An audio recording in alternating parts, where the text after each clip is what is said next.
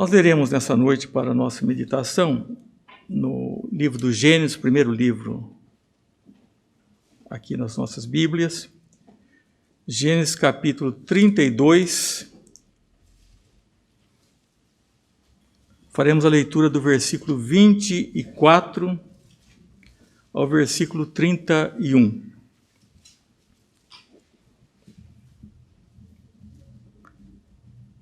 Gênesis capítulo 32, versículo 24 a 31.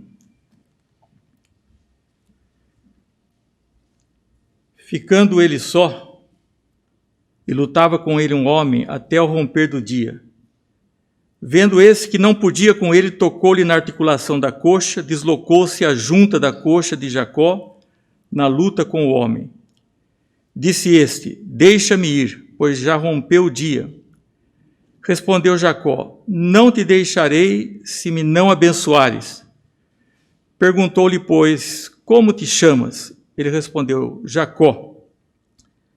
Então disse: já não te chamarás Jacó, e sim Israel, pois como príncipe lutaste com Deus e com os homens, e prevaleceste. Tornou Jacó: dize, rogo-te, como te chamas? Respondeu ele: por que perguntas pelo meu nome? E o abençoou ali. Naquele lugar chamou Jacó Peniel, pois disse: vi a Deus face a face, e a minha vida foi salva.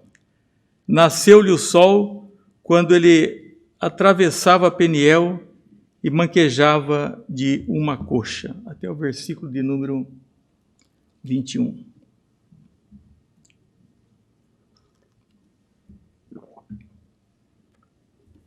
Meus irmãos, o tema dessa noite é face a face com Deus. Nós já pedimos na nossa oração que Deus os abençoe nesse momento de pregação da palavra. Face a face com Deus. 20 anos haviam se passado depois que Jacó deixou o lar lá em Berseba, ameaçado pelo irmão Esaú. E depois, nesses 20 anos foi o tempo em que ele prosperou. Teve muita aquisição de ovelhas, de rebanhos, suas esposas, filhos. Mas alguma coisa o perseguia. Não obstante a sua prosperidade, eram as memórias do lar. É ali no lar que desenvolvem muitas coisas que vão nos acompanhar pela vida toda. Algumas coisas que precisam ser resolvidas a tempo. Eram temores, era culpa e também as recentes experiências infelizes com o seu sogro Labão, que parecia tão esperto quanto ele mesmo, quanto Jacó. Nós sabemos que cedo ou tarde todos nós enfrentaremos os nossos temores, os nossos oponentes e os nossos desejos. Não se pode fugir para sempre dessas coisas que nos acompanham e que têm raízes na nossa história pessoal, na nossa história familiar. E muitos pensam que relacionar com novas pessoas, novas situações, fará que esqueçam o passado e vivam uma vida melhor. Vou ter novos relacionamentos, um novo contexto. Entretanto, as mudanças, raramente elas erradicam os temores, as culpas e essas disposições. O problema da imortal história do filho pródigo, daquele filho da história contada por Jesus, o problema não era com o seu lar. O pai era justo, havia disciplina, havia suficiência, todas as coisas estavam nos seus devidos lugares. O problema era com ele mesmo. Quem sabe olhando ao redor, tendo inveja dos ímpios, sonhando com uma vida do que ele julgava ser uma vida livre, ali se considerava, apesar de tudo que vivia, dos privilégios de uma vida de escravo, segundo ele. Então o problema não era com o lar, mas era um problema com ele mesmo. E nós vemos que as novas circunstâncias, os novos companheiros, não vamos dizer amigos, né? Os novos colegas, não contribuíram em nada para a sua felicidade. Antes, pelo contrário. O remédio para a situação do filho pródigo foi a volta ao lar. E foi, na verdade, um apogeu. O dia da sua volta foi um dia glorioso. Ele pensou que o dia que ele saíra de casa, bem vestido, com dinheiro, dizendo, agora eu vou cuidar da minha vida como eu quero, não vou estar mais sob os olhos paternos, não tenho que dar satisfação a ninguém. Mas o dia glorioso foi o dia da sua volta, quando ele esteve face a face com seu pai. Jacó estava agora voltando para o lar depois de 20 anos. E ele aprendeu algumas lições importantes. Eu vou nomear pelo menos 3 que observei aqui no texto. Mas naquele dia em que ele teve a luta com o anjo, o dia que antecedeu o encontro com o seu irmão Esaú, a quem ele trapaceara, ele levantou-se naquela mesma noite, tomou suas 2 mulheres, suas 2 servas e seus 11 filhos e transpôs o vale de Jaboque, tomou-os e fê-los passar o ribeiro, fez passar tudo o que lhe pertencia, e ficando ele só, lutava com ele um homem até o romper do dia. Jacó teria que enfrentar uma luta terrível, e ele teria que fazer só. Existem certas situações que são personalíssimas. Ninguém morre em nosso lugar. As pessoas podem segurar as nossas mãos, podem estar conosco, mas a morte é a morte daquela pessoa. Ninguém pode crer em nosso lugar. É nós quem cremos. Tudo isso é personalíssimo. E Jacó teria que ver os seus problemas resolvidos e sem distrações. Ele teria que enfrentar isso de uma maneira solitária. Mas ele esteve face a face com Deus. Ele já havia tido experiências portentosas. Uma delas foi em Betel, que quer dizer casa de Deus.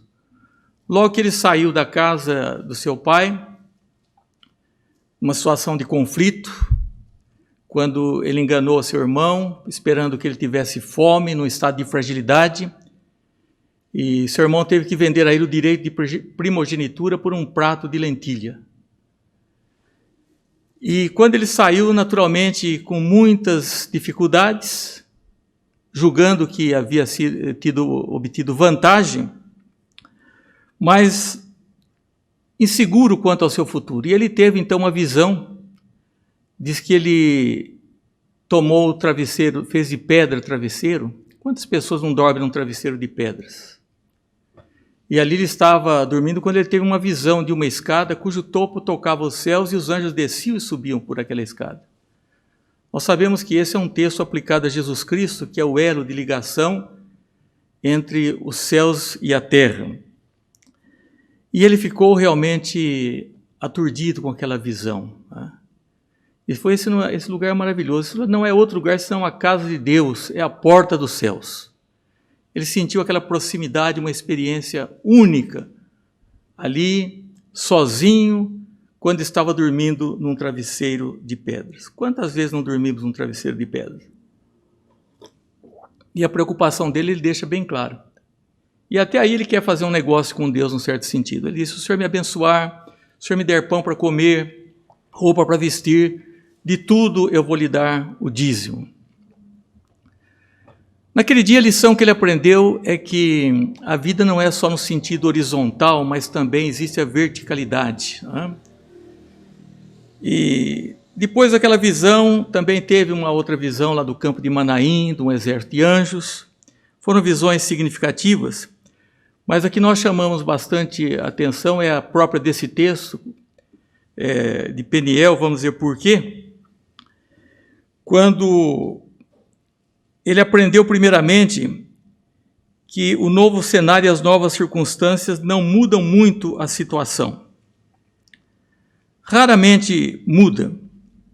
Eu morei no litoral durante 4 anos, conversava com muitas pessoas que vinham de fora, assim, com vontade de conversar, E não foram poucas que confessavam que vieram para o litoral para resolver problemas, haviam tido uma experiência traumática, a perda de um ente querido, queria ter uma realidade diferente, o contato com o mar, com outras pessoas. É claro que isso tem um lado psicológico, mas existem problemas que mudam o céu, mas não muda a água, não muda nada, porque são problemas que estão interiorizados, estão numa camada profunda. Então, é somente, às vezes, essas mudanças recolocar o problema e não tentar desfazer ou encarar esse problema. Jacó aprendeu que o simples fato de mudar não resolveu nada. Ele ali estava com a sua família, estava agora um homem rico, estava em circunstâncias diferentes, mas ele sentiu que ele precisava voltar às suas origens, voltar ao lar paterno, e acima de tudo precisava resolver voltar e enfrentar o seu irmão. É claro que ele tinha receio, mas era algo necessário, ele não poderia continuar vivendo daquela forma. E ele sentiu que também, quando a natureza humana quer se insurgir, ou se insurge, há o eclipse da fé. Jacó sentiu que poderia planejar, esquematizar melhor que orar. Ele se tornou um homem profundamente rico. Eu trouxe aqui os textos, mas levaria muito tempo para estar lendo, mas leiam a história de Jacó. Ele tem essa luta com o anjo, lá no Vale de Jaboque. É interessante que ele pergunta, a determinado ponto, para o anjo, qual era o nome dele. Essa história do anjo aqui tem diferentes interpretações. Para alguns é o anjo que está na face de Deus, que vê o Shekinah. Para outros é o anjo da aliança eterna. E para muitos teólogos é uma teofania, é o próprio Cristo. Mas seja como for, na verdade Deus estava ali, o nome de Deus estava ali presente. E o anjo disse: por que você pergunta pelo meu nome, que é maravilhoso?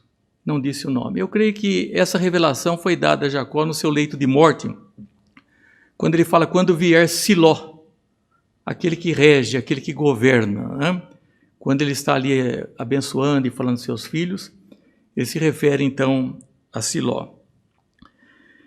E os temores então se afloram, e ele precisava de uma bênção. Ele luta com aquele anjo ali até o alvorecer. E o anjo falou: porque agora deixa-me ir. É claro que se o anjo quisesse massacrá-lo, ele poderia fazer. Ele feriu a coxa de Jacó para deixar claro, Mas Jacó sentiu naquele dia uma força muito grande, uma força que vinha do próprio Deus, porque a nossa força vem de Deus, do Espírito. E ali estava ilustrado toda a sua luta na resolução desse problema. Ele disse: é a minha grande oportunidade e eu não vou te soltar se não me abençoares. O anjo tinha perguntado: e o seu nome? Qual é o seu nome? Antes de Jacó perguntar o nome do anjo, o anjo tinha perguntado a Jacó qual é o seu nome. Ele falou: Jacó. Ele falou: você não vai chamar mais Jacó, que quer dizer trapaceiro, vamos dizer assim, E ele era uma pessoa muito esperta em tudo que fazia, e desde o seu nascimento ele foi assim uma pessoa desse porte. Ele falou: você não vai chamar mais esse nome, você não vai não te chamar Jacó, e sim Israel, pois como príncipe lutaste com Deus e com os homens e prevaleceste. Ele obteve esse favor e, na verdade, para a resolução de problemas e para enfrentar homens e situações, é preciso estar realmente diante de Deus e na luta, em oração, em súplica. Então, doravante, ele teve uma mudança. Aliás, ali aconteceram duas mudanças. Aconteceu uma mudança no nome dele, já não vai chamar mais Jacó. Você não é mais um trapaceiro. Esse não é mais o seu caráter. E Jacó falou: esse lugar também deve ser chamado Peniel. Por quê? Porque eu estive face a face com Deus e a minha vida foi preservada. Ele sentiu que ele não era prepotente, que ele não poderia mais que aquele anjo. Falou, a minha vida foi preservada. Ele reconheceu que houve benevolência para com ele. Foi testado até o ponto que ele poderia resistir. Então, o que Jacó temia? Que os temores afloram, que eles submergem. Ele temia a ira do irmão e o reencontro depois de 20 anos. E nós sabemos que essa ira represada, quantas coisas poderiam acontecer? Se o seu irmão o odiasse durante todos esses tempos. Às vezes, o medo da verdade, de encarar certas situações, porque o ser humano ele gosta de enganar e também do auto-engano, ele não enfrenta a sua realidade. Nós podemos dizer algumas coisas da vida de Davi, mas podemos observar que Davi, ele sentia a situação de uma forma pessoal. Eu pequei, né? Sempre na primeira pessoa, ele enfrentava situações, a sua culpabilidade. Então, depois de 20 anos, às vezes o medo da luz, como nós falamos. Os homens amaram mais as trevas que a luz, porque as suas obras eram más. Porque a luz revela, a luz deixa claro. Há pessoas que querem acreditar, querem viver no engano, no erro e na mentira. Medo de um pecado cometido nas trevas, e são venenos para a fé. Enquanto me calei, envelheceram os meus ossos pelos meus constantes gemidos todo dia. Esse relacionamento na luz com Deus, de claridade, de transparência. E a imaginação corre muito quando a pessoa antes da pessoa estar face a face com Deus. A imaginação trabalha.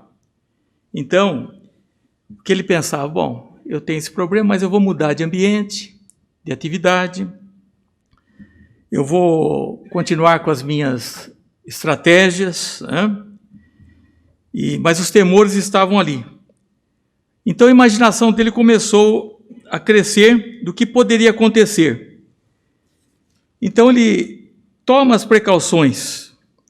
Nós vemos que antes do encontro, ele disse assim, então Jacó teve medo e perturbou, dividiu em 2 bandos o povo que com ele estava, e os rebanhos e os bois e os camelos, pois disse, se vieres a um bando e o ferir, o outro bando escapará.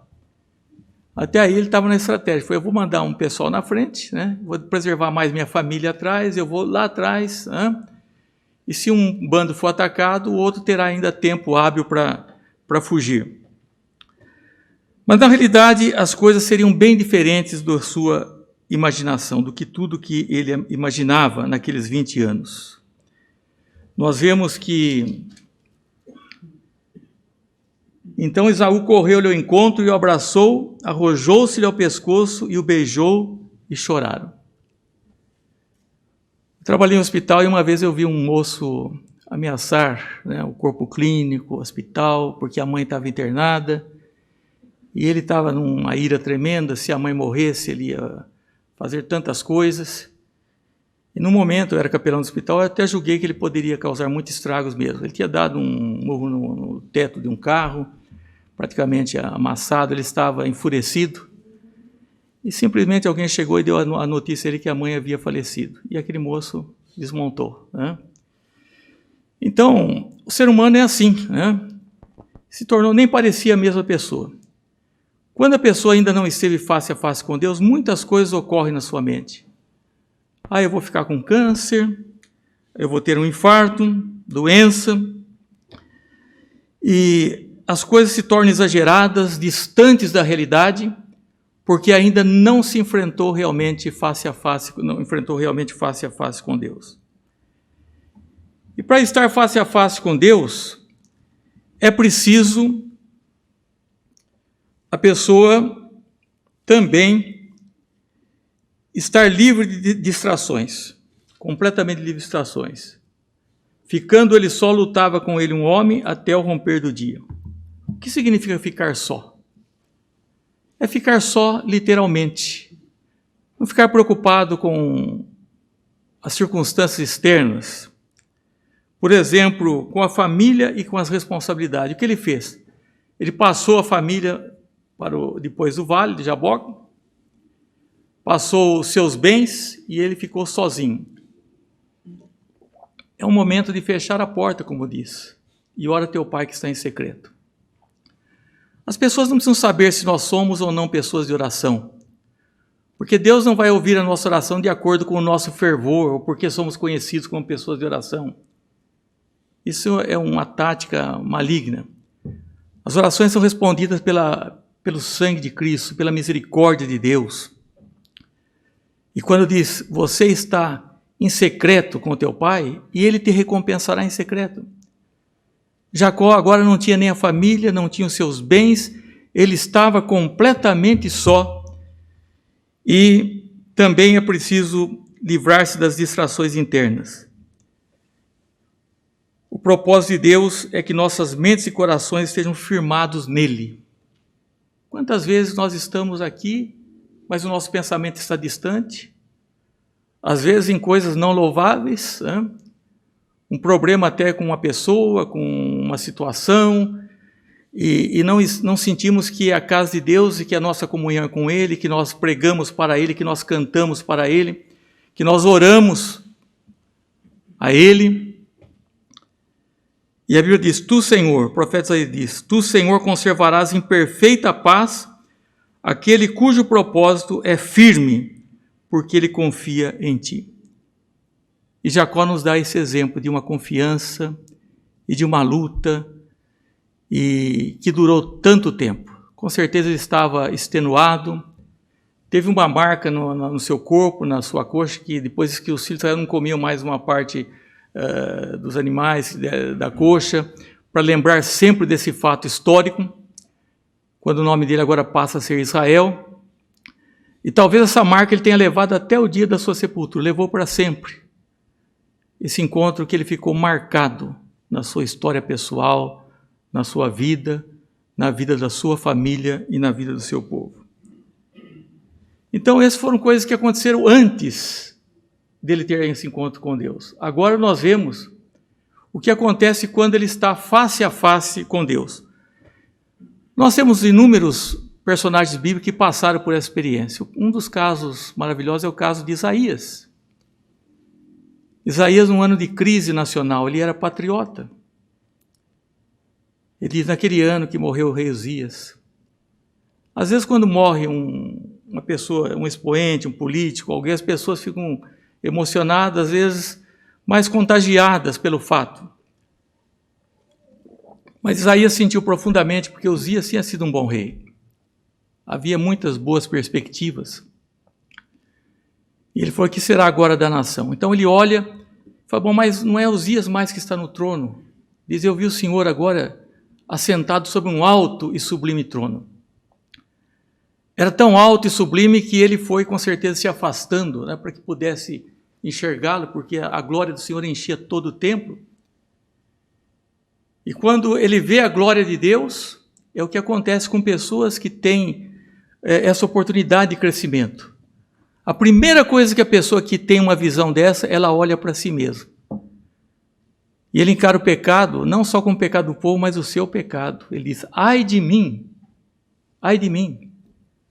Hoje, quando esses cultos são muito festivos e parece muitas vezes uma balada, na verdade o culto tem seus momentos. O culto tem seu momento do prelúdio, tem um momento mais solene, tem um momento de exultação, de louvor, né? Mas tem um momento de contrição também dentro do culto. Ele diz, ai de mim, porque sou homem de impuros lábios e habito no meio de um povo de impuros lábios. E vê também a sua missão. Não é somente um sentimentalismo, mas alguma coisa que ele deveria fazer de acordo com a vontade de Deus. E ele responde, eis-me aqui, envia-me a mim. Então, quando a pessoa vê a face de Deus, antes que ele enfrente o inimigo, ou às vezes até o próprio amigo, né, ele tem que pensar que vai haver mudanças, tem que haver mudanças. Não é porque eu senti uma coisa que me deu um arrepio, porque eu tive um... Não, houve uma mudança. E qual foi a mudança? A mudança de caráter. O que é caráter? Caráter é aquilo que caracteriza. Caráter é uma marca. Mas meu caráter é esse, eu nasci assim com essa marca, eu sou desse jeito. Não precisa viver mais dessa forma. É uma nova criatura. Jacó, até então, o caráter dele era de acordo com o seu nome. Ele falou, você não vai ser mais chamado Jacó, você é um príncipe. Você é uma pessoa que venceu, que obteve realmente graça. Havia sido muito esperto, agora um homem diferente do seu passado, porque ele esteve face a face com Deus. E ele experimentou uma nova bênção. A religião não é somente para distribuir bênçãos. Eu tenho visto, às vezes, pessoas que põem meditações e tal, e só falam em bênçãos e bênçãos. Não é? A religião tem a ver com reconciliação. Religião tem a ver com salvação, tem a ver com santificação. Não vou entrar nesse detalhe apologético nesse momento, mas nós vemos que Deus o sustenta. Ele muda o caráter e ele dá um novo poder segundo a sua vontade. Na reconstrução de Judá, era uma tarefa sobre-humana. Aquelas pessoas, como iam fazer, com parcos recursos, com dificuldades. Nós temos visto que Deus tem suprido tudo na vida das pessoas, das famílias, da igreja. Meus irmãos, quando for que os irmãos viram eu fazendo quase que mensagem sobre o dízimo, talvez seja uma falha minha, ou falando sobre finanças. Nós não contribuímos para comprar a Deus, mas porque Deus tem nos abençoado. Então, o que foi dito ali, a palavra de Deus lá no livro de Zacarias? Não por força, nem por violência, mas pelo Espírito, diz o Senhor. Essa força é uma força do Espírito Santo de Deus. E foi assim que eles reconstruíram Judá. É assim que nós organizamos as nossas vidas. É assim que se dirige a igreja do Senhor. É assim que nós caminhamos. Porque as misericórdias do Senhor são a causa de não sermos consumidos. O povo de Israel teria sido consumido, teria sido tragado, se não fosse a misericórdia, se não fosse realmente o poder de Deus. E ele experimentou uma bênção naquele mesmo local. O versículo diz assim: aquele lugar chamou Jacó Peniel, pois disse, vi a Deus face a face e a minha vida foi salva. É nos momentos de crise que as bênçãos acontecem. Nos momentos de crise que as bênçãos acontecem. Então, Jeremias também, nesse contexto, quando o povo é levado cativo, as suas perplexidades, ele nos diz o seguinte, Jeremias, porque as pessoas queriam fazer pacto com o Egito e alianças. Disse, eu sei, ó Senhor, que não cabe ao homem determinar o seu caminho, nem ao que o caminho dirigir os seus passos. Nós temos que andar segundo a vontade de Deus. É interessante que muitas pessoas têm medo de falar, Senhor, faça a tua vontade. Porque eles acham que a vontade de Deus é sempre ruim, que não tudo que é de acordo, a vontade de Deus é boa, é santa, é agradável. E Jeremias aprendeu isso também. Tanto é que ele ensinava o povo, olha, chegou a hora de vocês se renderem, vocês não podem resistir nesse momento. Era a mão de Deus que estava pesando para que o povo deixasse de ser idólatra. E talvez muitas coisas não tenham ido bem porque a mão de Deus ainda não tem pesado sobre nós. Né? E Jeremias diz, eu sei, ó Senhor, que não cabe ao homem determinar o seu caminho, nem ao que caminha dirigir os seus passos. Mas Jacó teve um novo aprendizado. Aprendeu principalmente que não é o jeitinho do homem, como nós dizemos, o jeitinho brasileiro, né? Que eu vi tantas vezes, em tantos lugares, mesmo em ambientes religiosos, em reuniões eclesiásticas, dá-se um jeitinho, Não são os planos, não são os métodos, as estratégias, mas é Deus que trabalha por nós. Às vezes eu falo, eu não sei como estou chegando aqui, faltam pouquíssimos meses para eu cumprir, né, a minha parte legal, do meu compromisso, dos meus votos de ordenação. Continuo pastor, mas não com aquelas obrigações normais. Mas quando eu digo eu sei, somente pela graça de Deus, nada mais, a não ser a graça de Deus.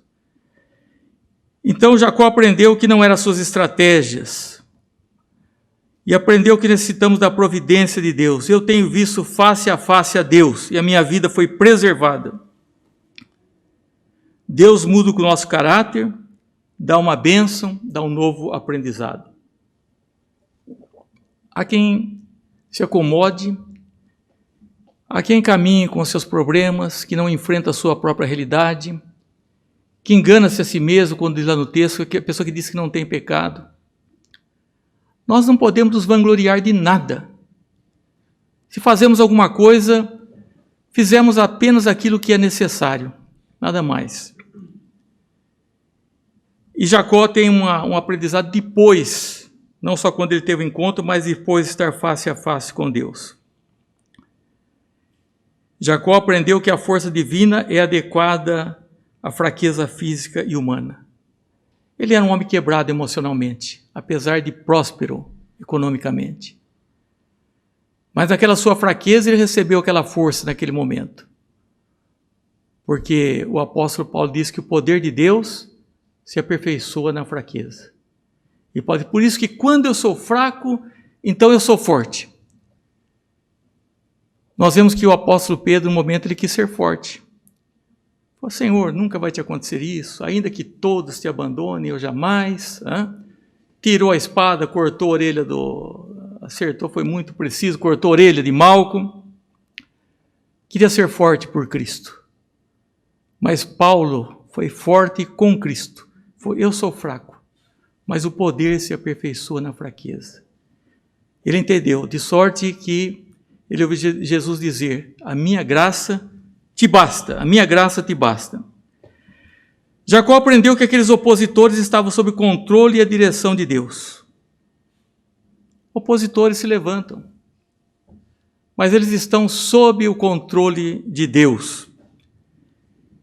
Contrariamente ao que ele imaginou, aquele ódio se transformou em um abraço, em beijo, em choro, um final inesperado. Isso deveria ser sempre assim, reconciliação, humildade, mas isso deve ser realmente, primeiro, para estar diante dos homens em pé, é preciso estar de joelhos diante de Deus, é preciso lutar com Deus. Em Provérbios nós encontramos, sendo o caminho dos homens agradável ao Senhor, esse reconcilia com seus inimigos. Vou contar aqui uma das experiências, senão vai chegar o tempo, eu não vou contar tudo que eu poderia ter contado, né? Mas tivemos uma vez uma dificuldade muito grande com uma pessoa, e ele estava doente, e eu falei, eu vou visitar esse homem. E meu primo falou, não, pastor, o senhor não vai, porque eu nem sei imaginar o desfecho que vai acontecer disso daí. Mas eu senti que deveria ter ido, e fui. Foi muito diferente do que se pensava. E para minha surpresa, aquele homem morreu muito logo depois. Né? Então, meus irmãos, no caso de Jacó, foram tantos anos. Ele foi trabalhando, quem sabe as riquezas tomaram conta da sua vida, como outros também os estudos, tantas coisas que nós temos para pensar, dos nossos deveres, das nossas coisas. E às vezes o problema está ali no lugar que precisa ser resolvido, né? E essa resolução, ela tem que ser realmente diante de Deus. Eu não vou te soltar se não me abençoares. E devemos ter cuidado para não esquecer as experiências. Jacó teve essas experiências, como dissemos lá em Betel. Ele era ainda moço, né? Cheio de apreensões. Hoje os moços vão como que pensando que não precisam de nada, né? Porque tem saúde, tem pessoas que estão bancando e tanta coisa. Na verdade, meus irmãos, todo ser humano é frágil e precisa de Deus. Todo ser humano. Tá? Todos nós precisamos. Então, a experiência de ontem pode ser facilmente esquecida ou não ser suficiente para a necessidade de hoje. Cada dia nós temos que ter uma experiência com Deus. Eu não anotei toda a letra, mas anotei uma parte inicial de um cântico que diz assim, que é amanhecer com Deus. Diz assim: andar com Jesus é muito mais que uma manhã. É experiência única de tê-lo no meu dia. Amanhecer com Deus, cada dia. Não devemos viver nas experiências do passado. Assim como o corpo necessita do alimento, necessitamos de novas experiências com Deus. Lá no Apocalipse, eu tenho contra ti que perdesse o teu primeiro amor. Muitos, quando chegaram, pareciam que, nossa, iam revolucionar o trabalho, encorajar seus irmãos, ocupar uma liderança saudável, não uma liderança ruim, mas uma liderança saudável. Mas perderam o primeiro amor. Mas diz assim, lembra-te de onde caíste. Lembra-te de onde caíste. Arrepende-te, volta à prática das primeiras obras. Não nos esqueçamos das lições de ontem. Quando estamos face a face com Deus, nós enxergamos o nosso pecado. Porque Deus é totalmente outro, Ele é santo. Eu acho que as nossas orações hoje estão muito estranhas. Ah, paizinho querido. A gente vê Daniel orar, Senhor Deus grande e temível. Ele era amado de Deus. Nós temos realmente intimidade com Deus. Mas como diz o Salmo, Deus está nos céus e tu estás na terra. A oração nossa é a Deus, pedimos tudo, não precisa estar pedindo cada coisa, pedir a Deus em nome de Jesus. E pela ação do Espírito Santo, que nos ensina inclusive como orar. Quando estamos face a face com Deus, nós percebemos o nosso pecado, sabemos quem nós somos. Experimentamos mudanças. Quantas mudanças? Jacó disse, foi dito a ele, você não é mais Jacó, você agora é Israel, é um príncipe. Esse lugar aqui já não é um lugar comum. Isso aqui é o lugar onde eu estive face a face com Deus. Aquele lugar é a casa de Deus. É claro que nós protestantes não temos romarias e não temos lugares santos, mas nós temos lugares que Deus está em toda parte, mas tem lugar que nos evocam, que nos trazem lembranças. E lugares onde congregamos, com pessoas com as quais estivemos, não é? Pessoas que nos ajudaram na vida espiritual. Que possamos estar hoje face a face com Deus.